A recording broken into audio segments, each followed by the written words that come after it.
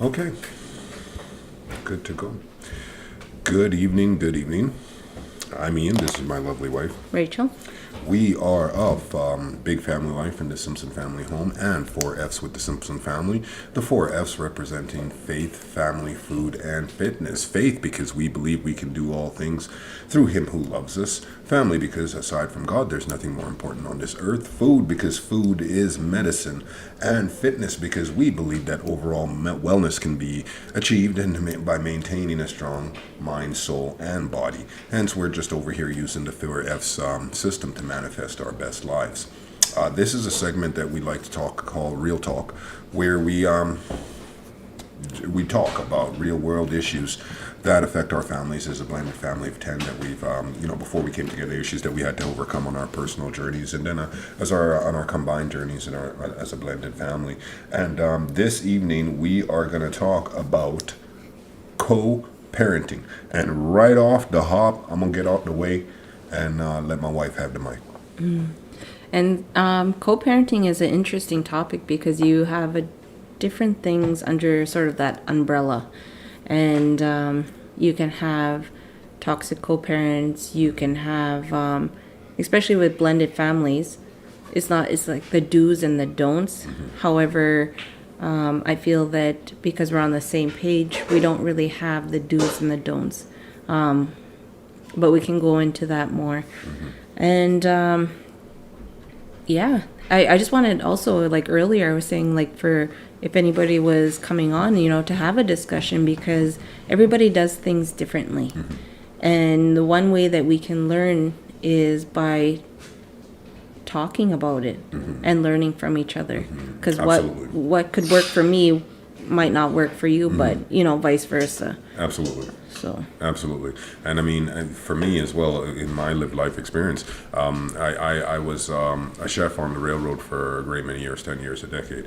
And I was constantly moving in between kitchens. It's not so much because I was restless. It was just that I wanted to, hey, Debbie, on the gram there. Thank you for stopping in. God bless you. Over here on this platform, while we can see, if we have viewers with us, we can't see who it is unless you drop us a line, and we can, give you a shout out back. And if you just like to be a silent observer, God bless you. We appreciate you. Thanks for stopping in. And the thing was that that wandering nature I had wasn't necessarily because I was restless. It was just the idea that, they say that imitation is the sincerest form of flattery. So it was like, I was wanting to see what everybody else was doing simply because then I could see if what they were doing was better than what I was doing, then I would kind of not necessarily emulate exactly what they were doing, would just take it and make it work for me. So this is I said all that. This is kind of that same idea in that if we can engage in open discourse, it presents it presents an opportunity for us to learn from each other. And I mean, we are not so connected to any of our ideas that we don't think that we can learn. Joey says, "Hi guys, I'm here, just going to listen today. I'm in the tub, so I don't want." God bless you, Joey. We appreciate you so much. So where do we want to start, sweetheart? No, I'm not sure. I think even just starting on the positive. What co-parenting Done the right way. Done the right way. Yeah, and when I even say like co-parenting, because we are co-parents. We are parenting 8 children, and it's a blended family. So we don't like to use the his kids or my kids or vice versa. Vice versa. It's our kids, because we don't like to create a divide. Within our group because one, we don't want them to play each of us against one another. Correct. And that they're all equal. That we love them all equally, not one more than the other, or except for baby. Look at Brooks smiling. Oh shoot! Did I say that out loud? You did. Dang. Sorry. So yeah, it's for us because we have to work as a team. One can't be the good guy, and I can't be the bad guy, vice versa. When any decisions are made, we both sit down and talk to whichever child is, wants something or wants to go somewhere. It's either you talk to both of us, Because if not, he's gonna be go ask mom, or let mom know, talk to mom. I Tell me mean, what I she don't said. even, in actuality, I don't know why the kids ask me anything because my default response is, ask mom. I don't even know why. I think they just humor me because my default response is, hi, thank bless you, Debbie. God bless. Thank you for stopping in. Ethan, thank you for stopping in. God bless you. Hello. You know, my default response is, go ask mom. What does she say? Happy wife, happy life. Happy spouse, happy house. Happy spouse, happy house. So so we like to make all decisions together, and when it comes to, I guess it's when it kind of the legalities of everything, especially with court orders and all that. However, we parent together. It doesn't matter if a court order says that he's the primary caregiver. Right. However, I am the primary caregiver as That's right. well, because I make decisions. I do appointments. I do all the necessary. She does all the momming. Yeah, what moms do. Everything. Despite Good night hugs and kisses, bandages on scraped knees. She does all the momming. She is mom. That's so it. yeah, and so co-parenting is it can be hard, but it's not hard. I think where we run into issues is that when there's outside people, and especially I think we took this course, and I'm just going to bring that up. We took this Okay. course. It was what was it called now? It was through Family Conciliation for sake of the children. Oh, right. 'Cause when you For go the sake of the through, children, yeah. you go through the legal process, Yeah, family conciliation, Yeah, you have to actually take That this is what it was course, called. and for the sake of the children. it was interesting because you have oh my gosh, now I can't even think of it. This place that they're supposed to help you, like how to navigate the system, how to parent effectively, how to Co-parent. Co-parent. effectively, and And- give you strategies on how to co-parent. yeah.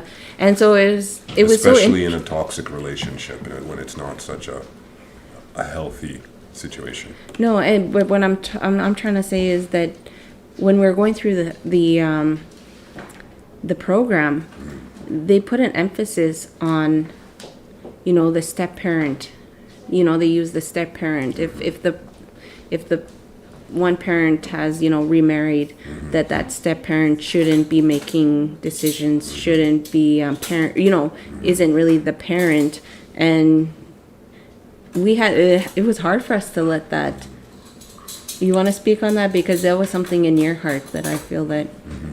And I mean, this is a government spot. Thank you, sweetheart. This is a government sponsored and funding program, and we're sitting there, and I mean, right off the there was a disconnect for me simply because the idea that as a step parent that I shouldn't parent the other set of children. And for instance, now I came into this relationship with 4 boys previously from a different relationship. She came into this relationship with her 6 kids previously from a different relationship. And when we came together to make a blended family of 10, now the idea would have been that I would only parent and discipline my boys, and she would only parent and discipline the 6 children. And that just made no sense to me. I'm like, I mean, automatically off the hop, you're developing resentment. And I mean, that is just, in my humble opinion, an untenable situation. And please give me some feedback here, ladies and our viewers. And please give me some feedback if I'm wrong on this, because I felt very strongly that is just, that wasn't the right of it. That there was a better way to go about that.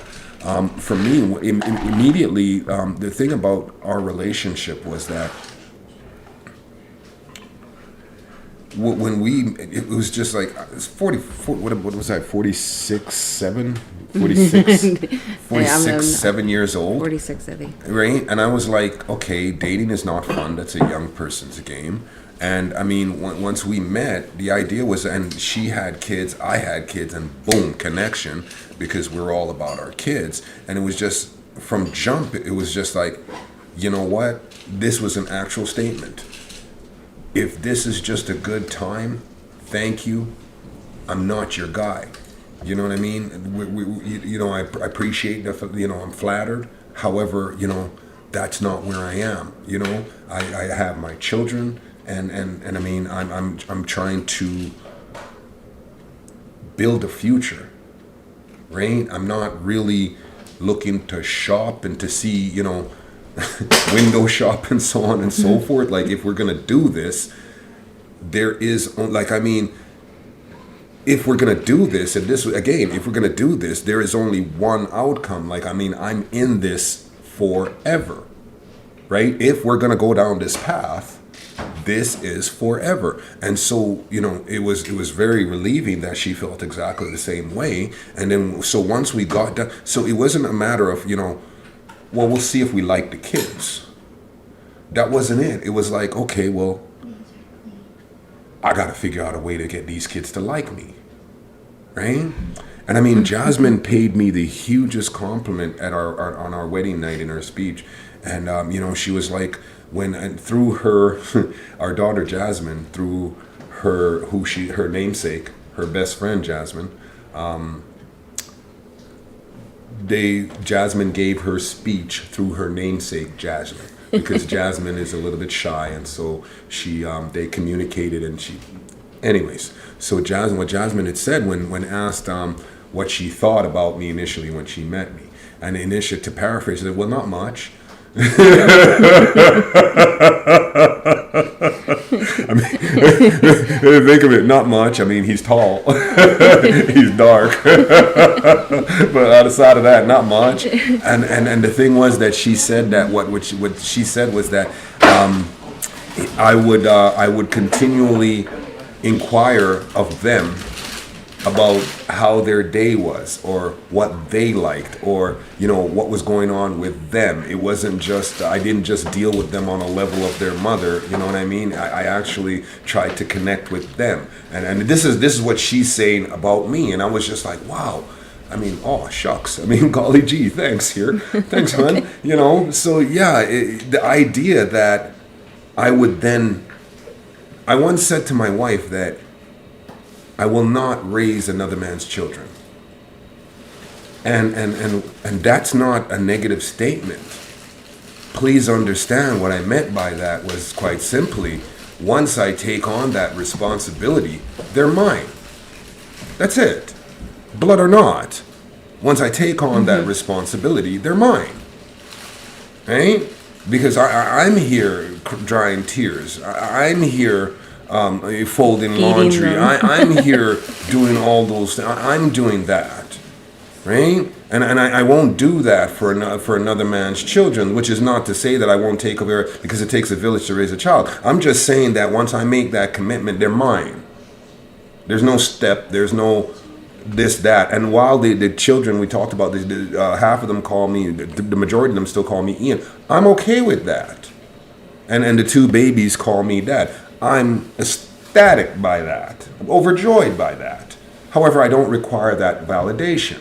The thing is, though, that I wouldn't be able to parent them or discipline them when in moments of discipline, offer them consequence. That would just create animosity between me and their mom. And that just didn't make any sense to me. Let me get out of the way, baby. Yeah, and that's what I was trying to, by creating that divide, it's not healthy for any relationship, parent-child relationship, to both parents, because what we've seen is that, and we've experienced it, where, the children do try to play one parent against each other. Even in our happy home.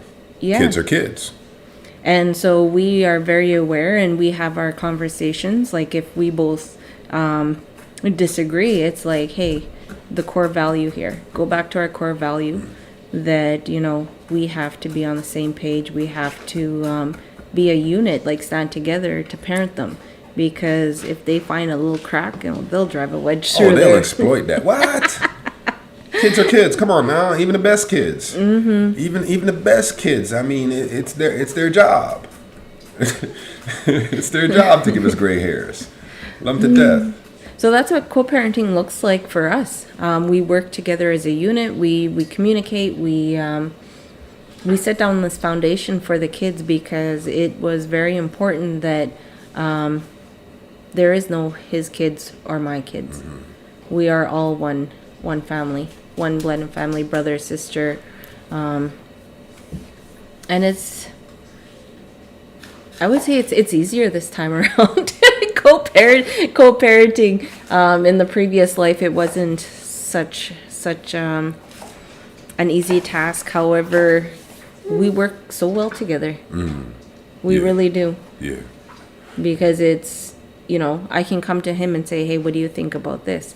Or I've decided this. It's not like I don't go behind his back and, be the favorite mom and, oh. Yeah, and that's such I talk, can't do that.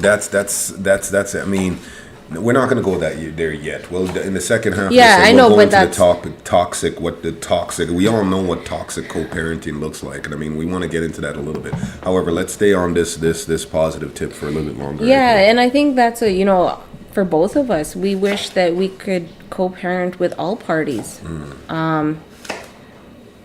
Just by my nature, I've tried, and he's tried, and I feel that the people that benefit at the end of it is our children.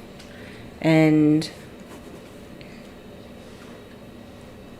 it's just interesting. I'm not sure if anybody has even had the experience, had the the good or the bad, because I think you can learn from either, both a bad experience or a good experience. Oh, jeez. My phone is vibrating on my back. And I think that for me, the idea,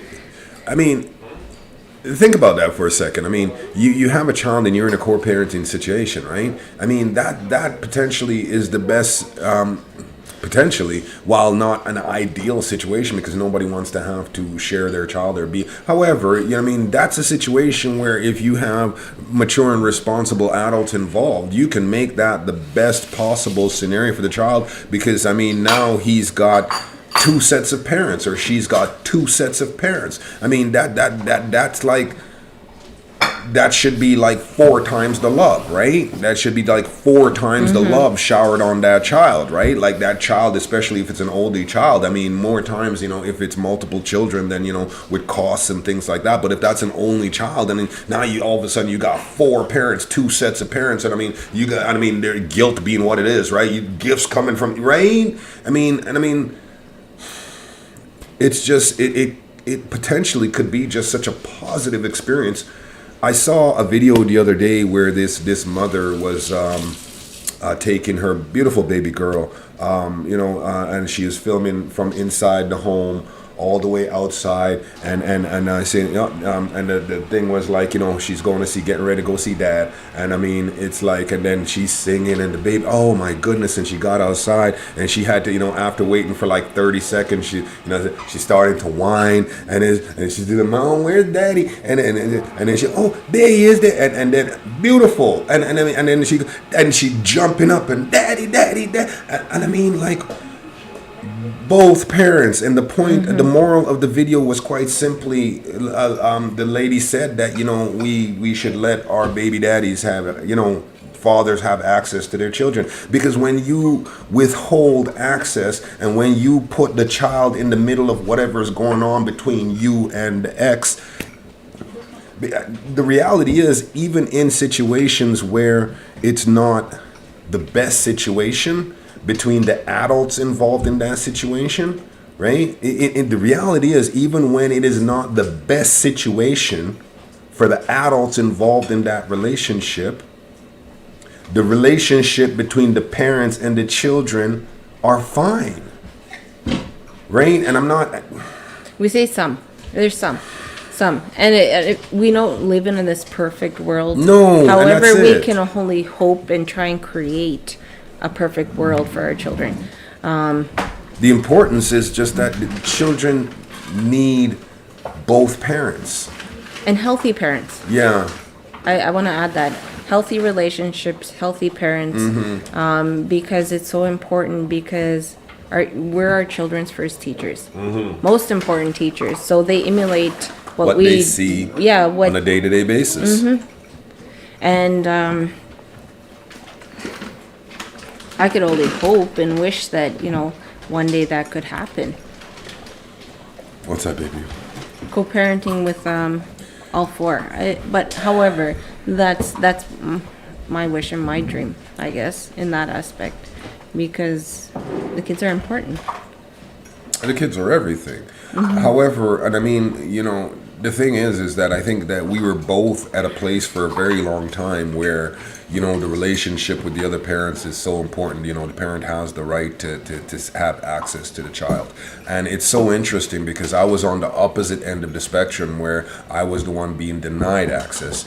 And she was in a situation where she was the one that was providing the access, right? And so now, it's not that really our position has changed. We still feel that access is vital and 100% important. But we just insist that it's healthy. And safe. And safe.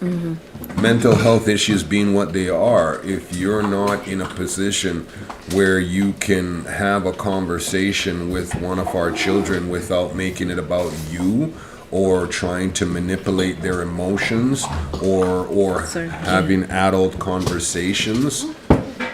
No, we reserve the right to say no. We reserve the right to parent and advocate on behalf of our children, because we lived life experience. What's going on over here? Yes, I was the trying to. Doodles are having supper, and Bentley came back from the groomers today. Check our page, you'll see. I told Noah to take him back and get the rest of them, because I don't even recognize him. He come back as half the dog he used to be. He was all hair apparently. Yeah, no, and I was trying to show you Mercedes, because we bought a new dog stand or feeder, and so A dog table, yeah. a dog table for them, and so she's smaller than Bentley, so she's kind of like just reaching in. Anyways. Sorry, we're all about our puppies here and our kids. Yeah. So, Sorry. I'm sorry, baby. No, go ahead. I cut don't you recall off. what my thought I know. was. I'm so sorry. Puppies. Do you want to jump into, or what time is it here? 8:24. Okay. So we'll just continue until, because they're gonna start coming in shortly. So, you were talking about mental health. Oh, thank you, sweetheart. Yeah, I mean, coming from a place of our lived life experience where we saw, as young people, where our mental health wasn't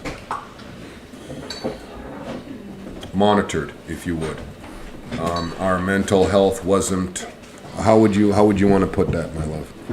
Our mental health was not taken care of. Our mental health was, and again, we have to forgive our parents because they did the best that they could.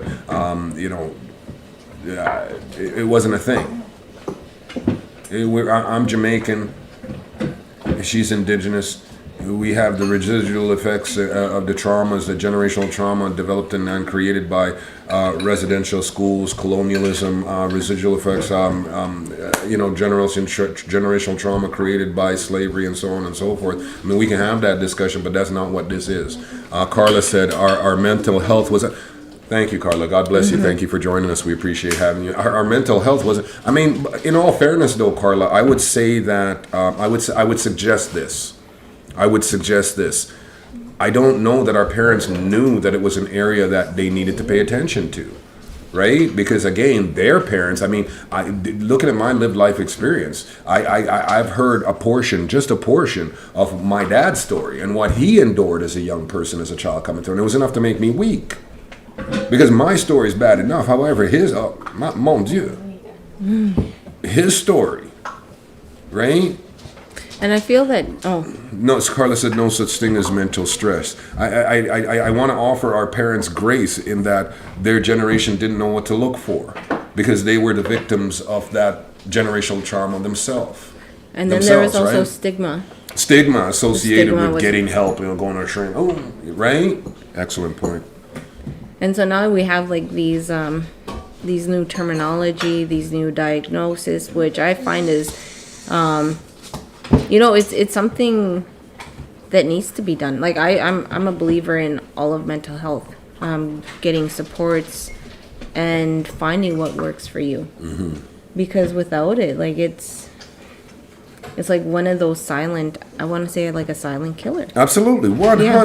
What? Trauma? What? 100%. I mean, I was talking with Winnie just this evening, right? And Winnie, may I? And thank you. And she has her own counselor that she sees and speaks to. And Mom and I, Winnie knows that before she went into this process, she ADD and ADHD did not exist in our facts. Let's get back to that. Carla said ADD and ADHD did not exist and dyslexia. None of that existed when we were kids, or the diagnosis, anyways. And so it was like before she went into this, it's like, okay, all the kids know. Listen, full disclosure, Mom and I don't keep secrets from each other. So if you tell Mom, you told me. If you told me, you done told Mom. So that's what it is, right? So we had a conversation. I said that we don't. Mom let me, and so I was just checking in, making sure she all right. And it's like, it's such a. Our focus really is the idea that mental health is important in everyone. However, mental health is especially important in our children, simply because we then eliminate the occurrence, if you would, of broken children becoming broken adults and then raising more broken children. Right? However, it's a chicken before the egg argument. Which came first, right? I mean, is the focus the children or is the focus the adults? You know what I mean? Because the adults then can take care of the children. It kind of goes into that. We were talking about it the other day. Is that people that go to therapy. People go to therapy because the ones that need to go to therapy don't go. People go to therapy to heal from issues that people that need to go to therapy cause. And so I feel that as children, they need to start looking at those big emotions, and because sometimes parents aren't able to even help them if they're not getting help, like as parents not getting help themselves. Because that's what I love about going to therapy, is that whatever we talk about or whatever we need in that moment, it's offered. We can work through whatever we're going through and talk it out, get tips and tools. Yeah, tools, that's the word. Thank you. And so we're getting these tools to help our children. And so, now that we're getting tools, and now Jasmine's getting tools, there's a lot less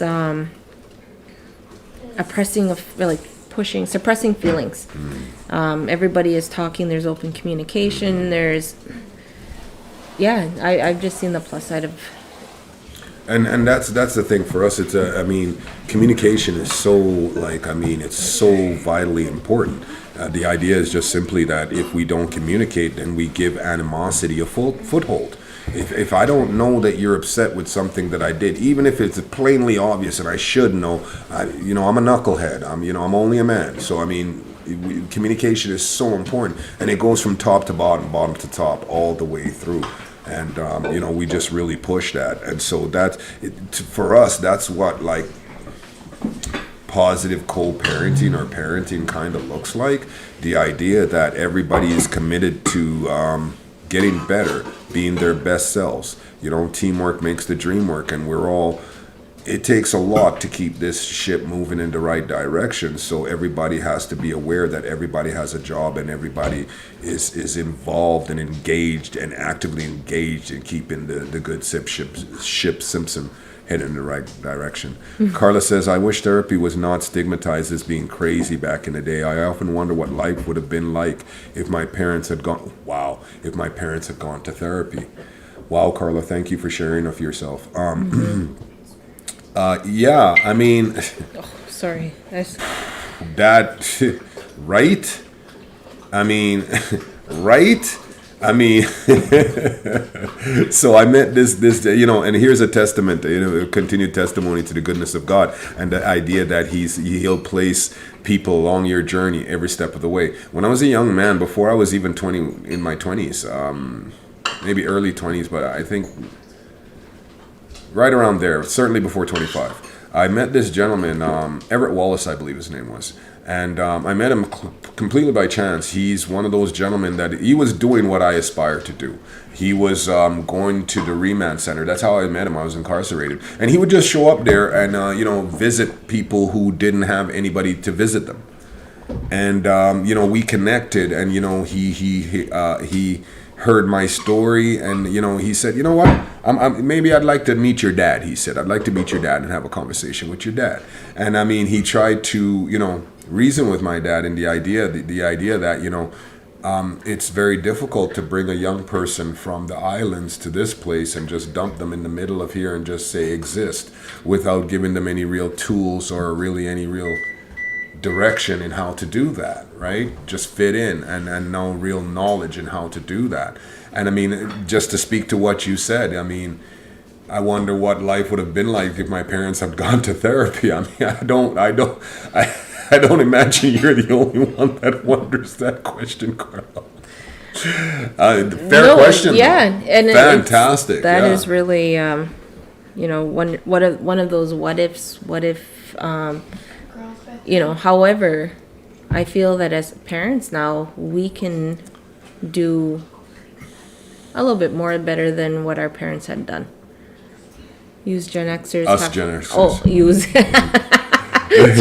Use Gen Xers to break the cycle.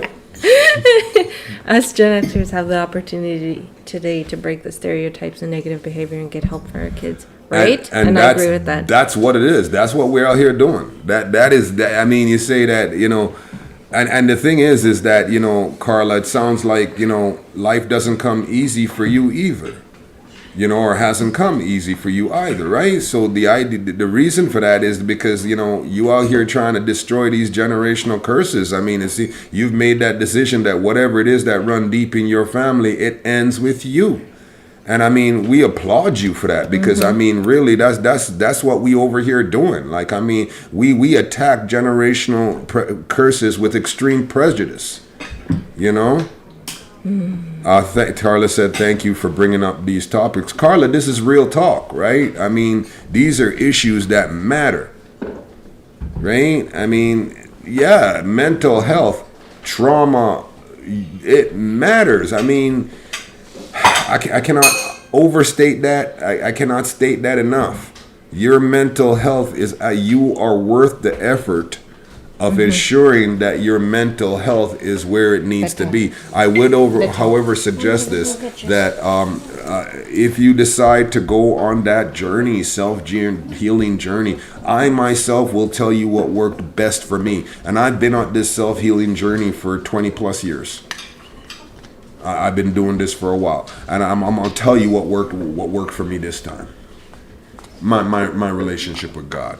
And I would humbly suggest to you that if you're wanting to start this journey, it would benefit you to first seek and covet and covet a close and personal relationship with God. I've said this before, I will say it again, you're going to need the strength.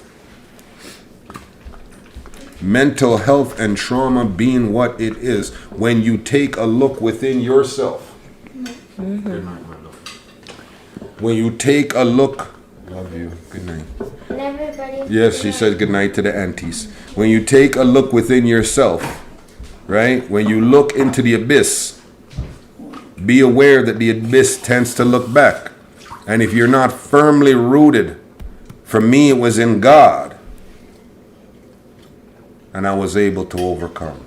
Glory be to God. Carla said, believe me, I have a 20-year-old coaching me on being a better mom. I'm listening to my kids find out where I went wrong and how I could have done better in specific situations. Oh, sorry. That was Mercedes. Auntie Diane is here. Thank you. Auntie Diane said good night, littles. Good night, all. Mercedes dropped her bone. God bless you, Auntie Di from Calgary. Thank you for stopping in. And yeah, that's it. I mean, Carla, the idea is that, one of the things that I'm sorry, sweetie. No, I was gonna say that. Yeah, it's like when your children say, "Hey, this is what I'm feeling," or "I feel that you're going wrong in this area." We can't get defensive because get emotional. It's just like, hey, maybe I can do something about this.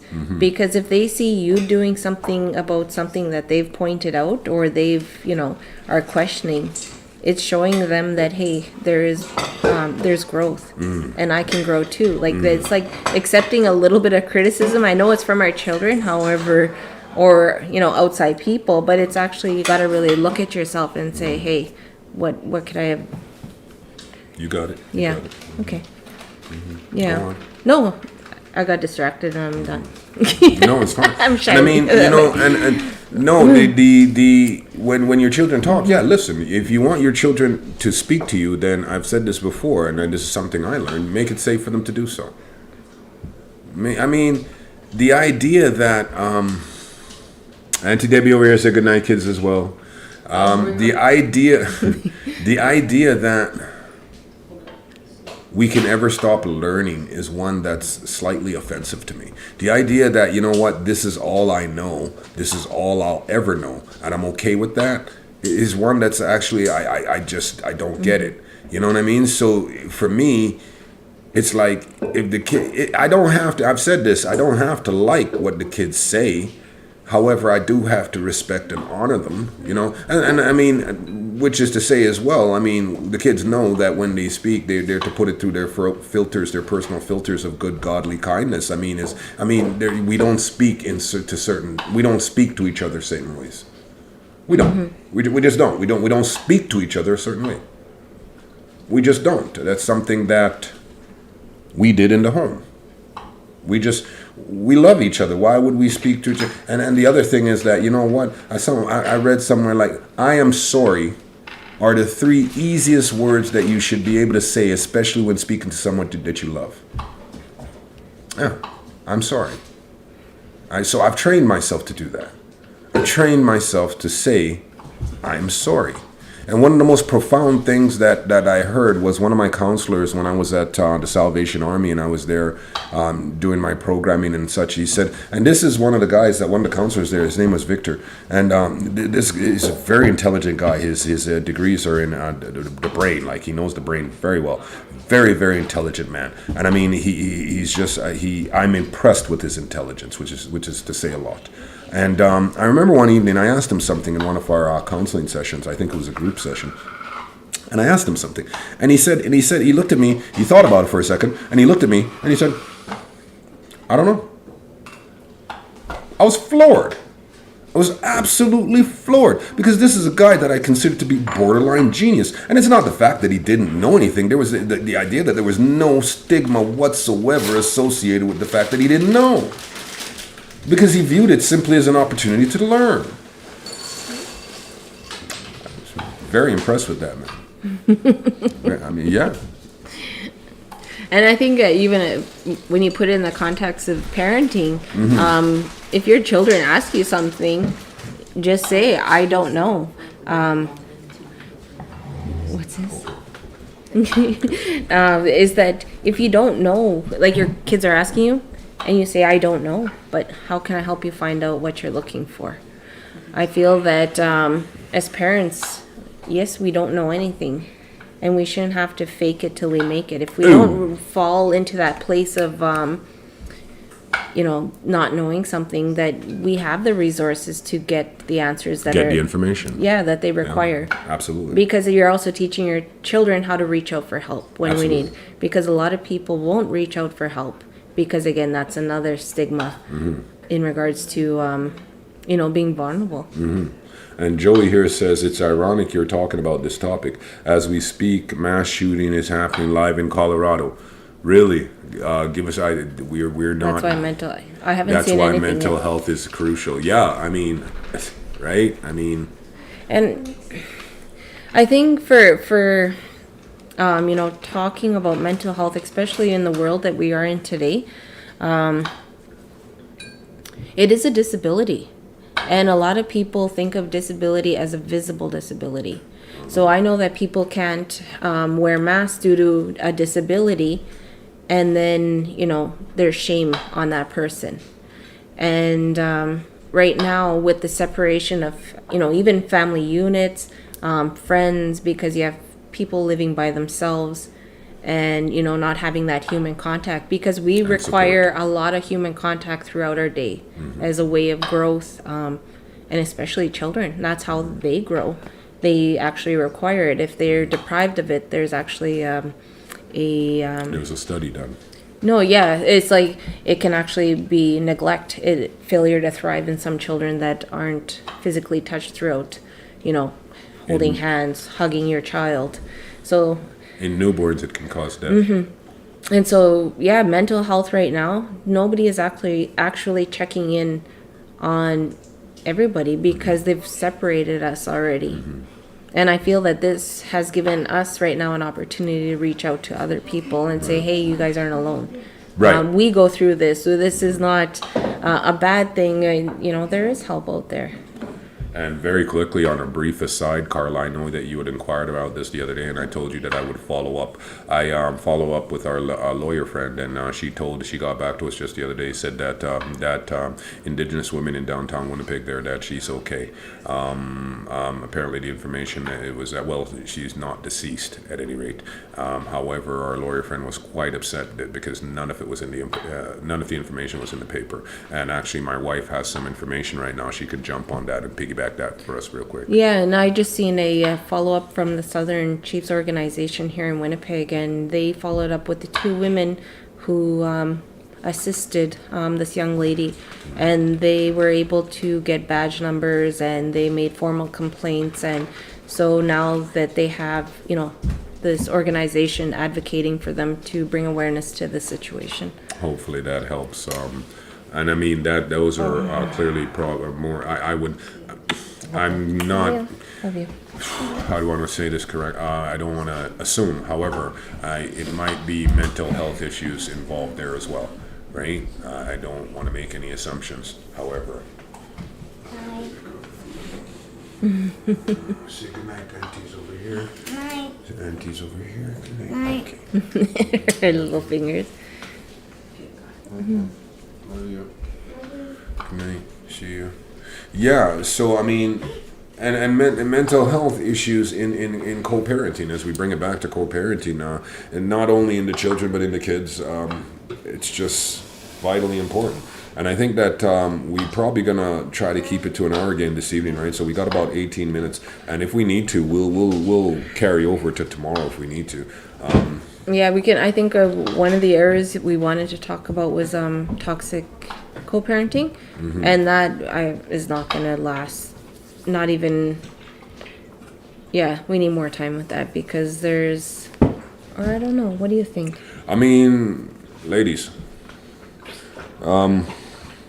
we've talked about the benefits of, Deficit. positive co-parenting.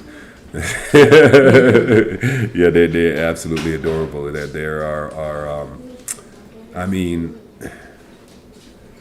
that's the commitment to the idea that I would still, I always knew that when I was in the last relationship that I was going to get an opportunity to parent again. I just didn't know what that would look like. And I knew that I was going to have more children. I just, again, didn't know exactly what that would look like. And I've always been of the mind that I will take as many children as the good Lord sees fit to give me. I mean, I just love them. I love kids. I love them every day of the week. I mean, they're great. And the thing is, these kids, they're literally keeping me young. Like literally keeping me young because like I'm out there running around with them and everything else. So yeah, it's like it's just such a blessing. And I mean, to be in this situation, I know where I'm coming from, and I know I have an idea where I'd like to be and where we're trying to go. And I mean, but grace, not by my strength, not by my might, but by the grace of a living and loving God. That's all I'll ever have to offer anyone for the rest of my days. You want the answer? God. What's the question? God too. The beginning and the end. Alpha and Omega. Everything in between. That's all I have.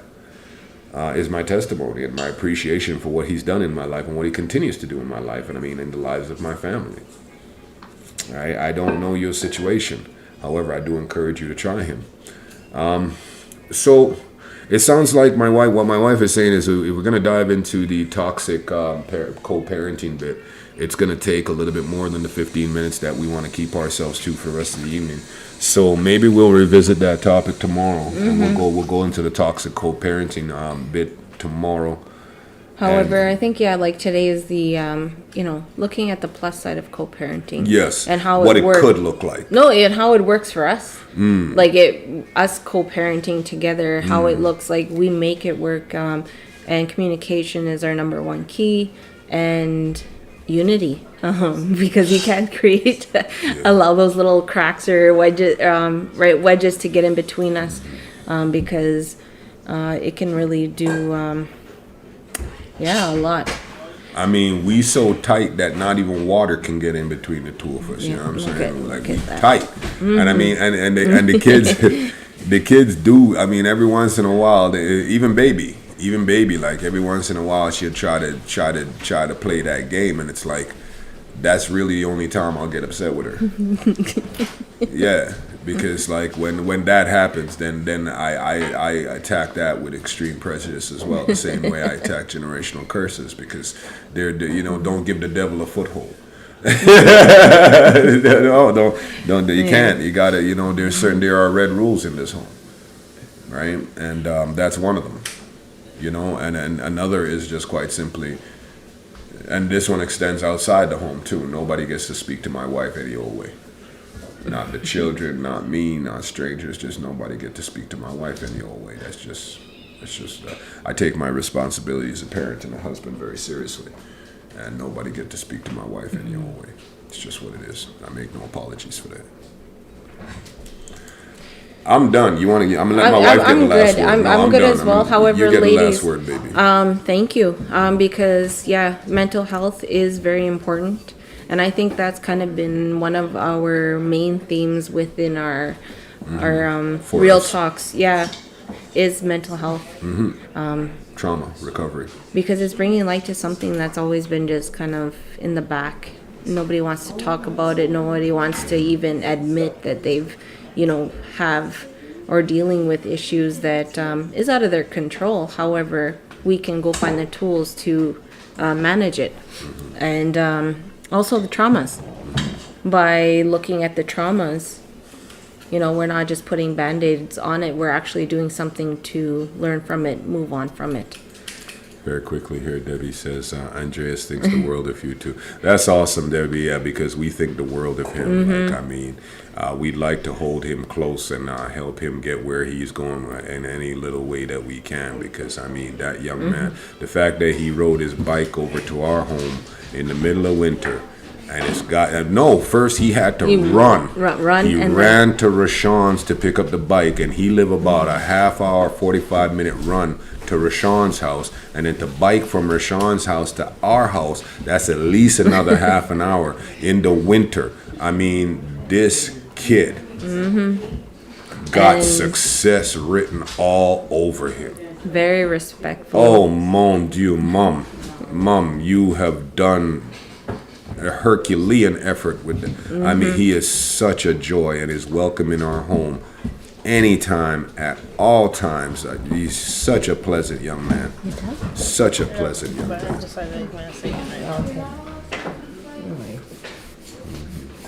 Yeah, the littles are taking their time filing through. Just our boys are the last ones. Yeah, they were up they're making cookies with Fifi, who is the resident baker. She is fantastic. I think, what is it, macadamia nut cookies? We were at Superstore the other day, and she looked at me. She says, "I bought macadamia nuts so that we can make cookies." And I'm like, "You mean macadamia?" She go, "Yeah, them." Say goodnight. Auntie's over here. Say Academia nuts. Love it. That's so from henceforth they shall be academia nuts. We're having academia nut cookies tonight. He is Oma's boy for sure. Again, I'm done. I've said what I. Yeah, and so we'll see you probably. Well, probably is like as if I have somewhere else to be. However, We'll see you tomorrow at 8 p.m. and we'll tackle the toxic. And if just join in the conversation and learn off one another. Because I think that just bringing awareness and looking at the different, I want to say, personalities. Personalities is another thing that comes into play. So a narcissistic parent versus, somebody that's more on the other hand. However, good night. Good night, Diane and Joelle and Carla and Debbie. And we have a new viewer over Oh, here. okay. Good night. God bless you. Thank you for stopping We'll in. see We'll you be back tomorrow. tomorrow. We're going to tackle the toxic piece of this. And just a little bit of house cleaning here. If you enjoy what we're doing, please go to our YouTube channel. Give us a subscription. Give us a like. And give us a share to help us bring our message to others. We appreciate you so much. God bless.